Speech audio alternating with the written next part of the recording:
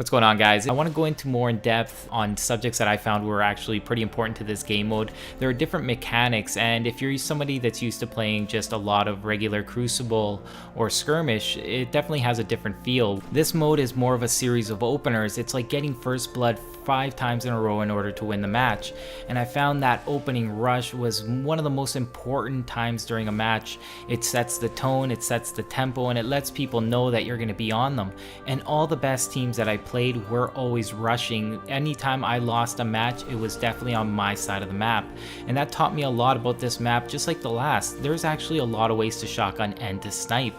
These maps are made for all sorts of strategies, and I was actually happy to see that there was no camping, because unlike the Burning Shrine, Pantheon is almost twice as big. I thought it would be a slower game, but it really wasn't.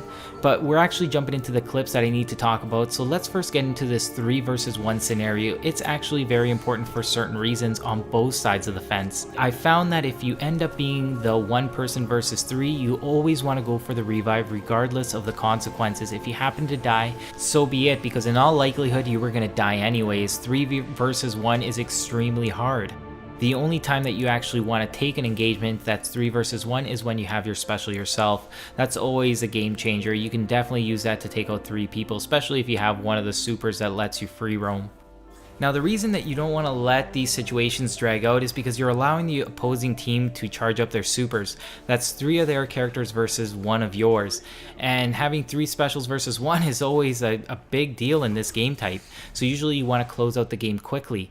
The second reason is that it allows them map control, which means that they can set up and start getting special ammo and setting up for the next round, or at least getting a surplus, and then they don't have to worry about it at all.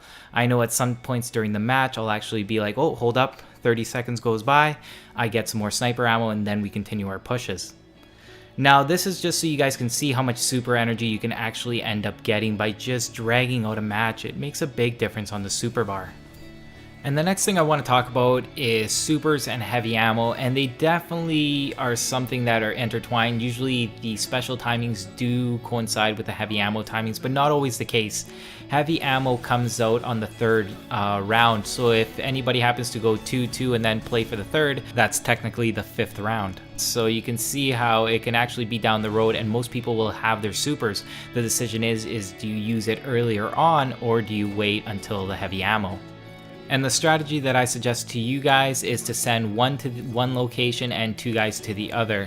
There is no his and hers heavy ammo. The heavy ammo is whatever you want it to be. Both teams have the same running distance, so you have to get used to being aggressive on both sides. But I do recommend the 2-1 split, because if one team happens to send all 3 guys to one location, at least one of your teammates will get the heavy ammo. And if your other 2 teammates are able to hold them off long enough, then the one guy that got rockets uncontested is going to be able to reinforce you guys and hopefully take the match. And I actually find 1 guy with rockets as lethal as 3 guys with rockets. I can find that that's a match that can go either way.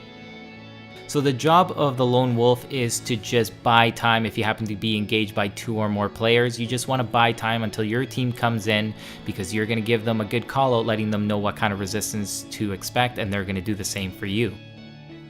And that's really the key to the heavy ammo round. It's coordination, because you always want to get your team coordinated, and especially since you're always playing the same match, usually you guys want to run the same formation pretty often so everybody can get comfortable in their role. My teammates know that I love going for the other heavy ammo. I'm not particularly keen in needing the rockets. I'd rather go in there, cause some mayhem, allow them to come in and finish the job for me.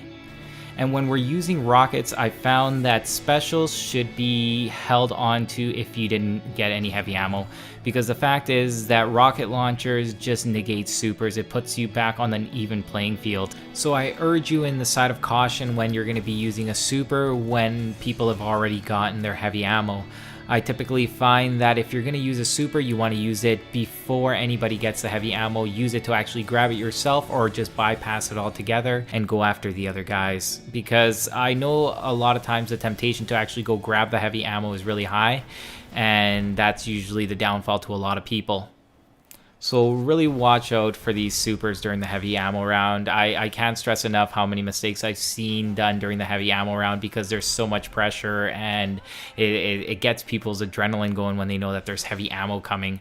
So try to resist that urge, pop your super usually early, and then you're going to be all right. If somebody has heavy ammo, don't grab it, save it for the next round, and try again because it only signifies the halfway mark.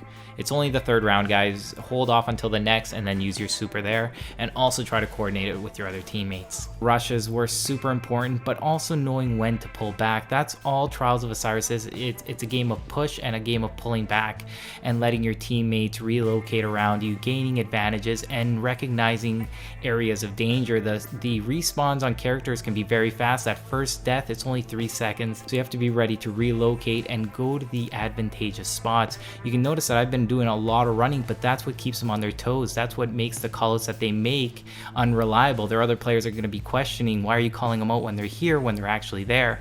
And it's things like that that you want to take advantage of. That's why if you have all your teams very quickly and you're able to recognize cutoff routes, you have to take them. And you're going to notice I saw my teammates going there. Sometimes you have to take it upon yourself to go to the other route and get ready to cut them off. And it's also given me a different way that I see the game. Before I played it, I had all these preconceptions. And I remember the self-revives was something I was struggling with when I first played. And then I'm like, wait a minute, I know they're going to do that. I can check out their characters.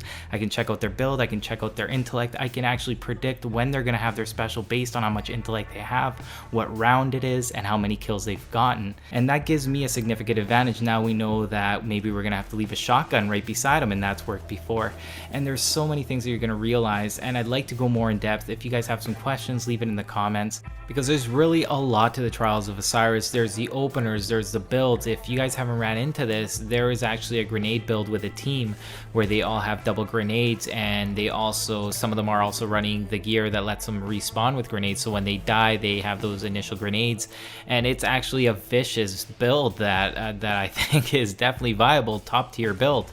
And there's just so much things, guys, that I would like to talk about, but let me know what you guys want to see, and that's what I will try to put together for you guys, because like I said, I could go on for days about Trials of Osiris. I really enjoy the mode, so it'd be nice for me to show you guys what I do, maybe in hopes that it's going to help you guys get to the lighthouse. And if you guys want to play, remember to send me an invite, but I really appreciate it if some people would actually attach a message just so I know what I'm getting myself into. But I hope you guys enjoyed this video. I'm Paper, cut to you with Planet Destiny, and I'll see you next time.